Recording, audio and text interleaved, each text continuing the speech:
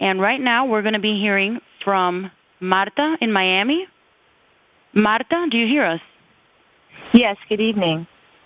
Hi, how are you? Good evening, Congressman. How are you? I'm doing great, thank you. Thank you for taking my call. I wanted to just comment and let you know that I do applaud you for your efforts. This is a very large undertaking for you and for anyone else who's trying to, get rid of this problem that we have. And I believe that there's going to be a solution. But I want to thank you for this opportunity to let you know that I do appreciate this. As a mother and an educator, I'm a teacher with the Miami-Dade County Public Schools. Great. Like you said, I totally agree that nothing can replace the parental involvement. We as parents have to take responsibility and let our children know what is appropriate and what is not appropriate for them. And nothing can replace that. You can't put a legislation out there that's going to make parents be responsible, or stop watching TV and talk to their children. Yeah, So I do thank you for that. Thank you so much. One of the problems that I find though is that and this is not new. Frankly, kids know more about computers than we do, and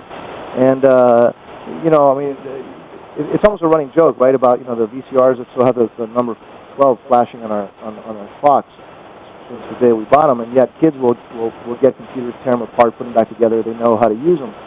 That part of the problem that sometimes as parents we face is the fact that we'll go to our kids and we'll say, hey, look, make sure that who are you talking to, and they'll say, well, nobody, and we don't really have the way to verify if that's true or not.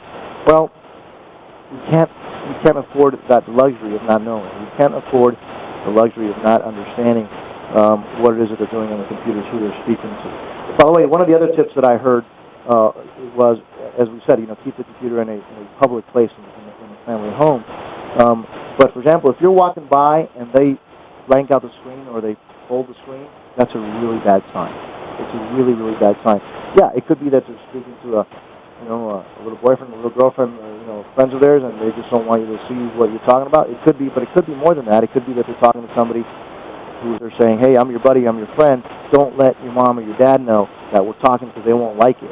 And I agree with you. I think the best way to do that is, as parents, as far as I'm concerned, and as you all know, as I said, my child's too young to he doesn't know what a computer is yet. He likes to see pictures, but he doesn't know what a computer is.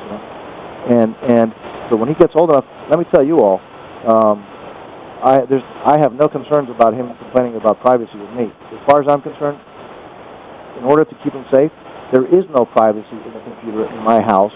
While my son is a minor, because there are a lot of dangerous people out there. I'm sure you've all watched that TV show that where they just are constantly getting predators. These people know what they're doing. They are targeting people on the net. Some of them do it very quickly. Some of them, are as our experts have said, will go after the kid immediately. Will try to make contact immediately and try to, literally make contact outside the net, like in person immediately.